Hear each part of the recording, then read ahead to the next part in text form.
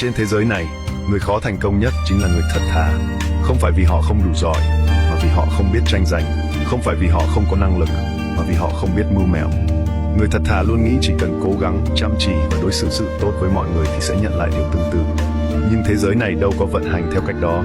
Người thật thà hay bị lợi dụng, bởi họ không quen đề phòng. Họ dễ bị tổn thương, vì họ luôn tin tưởng vào những lời hứa. Họ sống bằng chân thành, nhưng lại gặp toàn những người khéo léo, nói một đằng làm một nẻo. Họ giúp đỡ người khác hết lòng, đến khi gặp khó khăn lại chẳng có ai bên cạnh. Đôi khi họ tự hỏi, mình sống tốt như vậy, tại sao cuộc đời không đối xử tốt lại? Thế nhưng, dù có khó khăn thế nào, người thật thà vẫn giữ vững bản chất của mình. Họ có thể không thành công theo cách thế gian định nghĩa, nhưng họ thành công theo một cách khác. Họ không phải sống giả tạo, không phải dẫm đạp lên ai để tiến lên. Và quan trọng nhất, họ có thể ngủ ngon mỗi đêm, vì họ biết mình chưa từng làm điều gì khiến lương tâm cắn rứt.